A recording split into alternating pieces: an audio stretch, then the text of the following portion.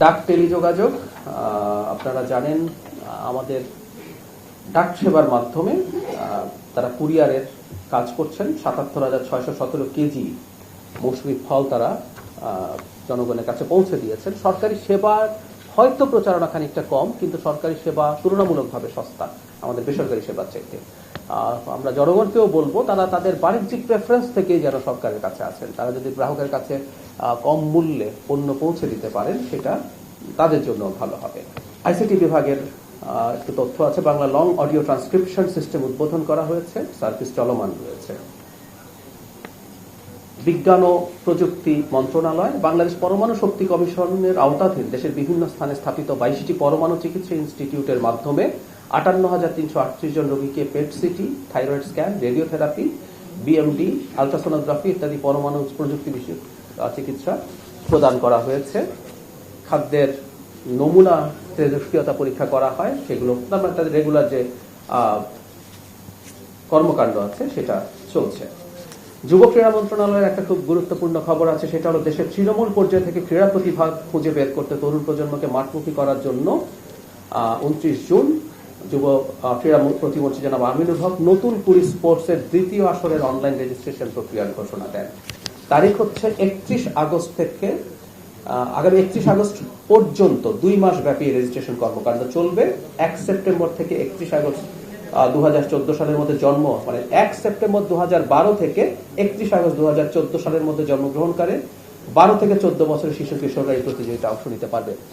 আর নতুন কুড়ি যেটা সংস্কৃতির বিষয় হতো, সেটা মানে অসাধারণ একটা মানে জনগণের মধ্যে, শিশুদের মধ্যে এটার প্রভাব তৈরি হয়েছিল, উৎসাহ তৈরি হয়েছিল।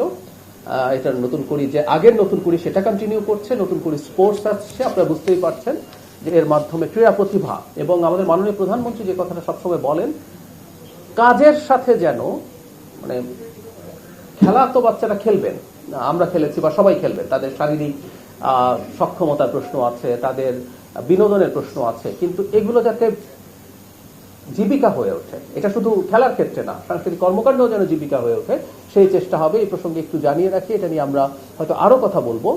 ক্রিয়েটিভ ইকোনমি বলে একটা কনসেপ্ট এবার বাজেটে এসছে, যেখানে আসলে সাংস্কৃতিক বা এইসব ক্রিয়েটিভ কাজ, ক্রীড়াকেও আমরা যদি এর মধ্যে ধরি, সেটার মনিটাইজেশন, মানে যিনি কাজটা করছেন তিনি যেন সেটা দিয়ে উপার্জন করতে পারেন, এবং এটাকে কেন্দ্র করে যেন রাষ্ট্রের অর্থনীতি খুব ভালো ইম্প্যাক্ট করতে পারে, সেই চেষ্টা আমরা করার পথে আছি। পরিবেশ, বন ও জলবায়ু বিষয়ক মন্ত্রণালয় তারা তাদের যে রুটিন কাজ সেগুলো খুব ভালোভাবে করে যাচ্ছেন। আপনারা পেয়ে যাবেন বিভিন্ন প্রতিষ্ঠানের বিরুদ্ধে যারা পরিবেশ দূষণ করছেন, নীতিমালা মানছেন না, তাদের বিরুদ্ধে মামলা হয়েছে, সেগুলোর জন্য জরিমানা, ক্ষতিপূরণ আদায় করা হচ্ছে, বনভূমি উদ্ধার করা হচ্ছে, বন্যপ্রাণী উদ্ধার করা হচ্ছে, যথেষ্ট পরিমাণে এগুলো হচ্ছে। এগুলো ব্যাপার যেটা হয়, এইসব কাজের দায়িত্বপ্রাপ্ত তারা সবসময়ই ছিলেন, কিন্তু একটা সময় এগুলো খুব আন্তরিকতার সাথে করা হয়নি। আমরা বিশ্বাস করি এই সরকারের সময় এটা খুব ভালোভাবে কন্টিনিউ করবে। পরিকল্পনা মন্ত্রণালয় এডিপিভুক্ত মোট প্রকল্পের মধ্য থেকে বরাদ্দ দেয়া হচ্ছে, সেগুলো পরিকল্পনা মন্ত্রণালয়ের কাজ যেটা, তারা সেগুলো যাচাই বাছাই করছেন এবং সেগুলোর ব্যাপারে তাদের বরাদ্দ নিশ্চিত করছেন।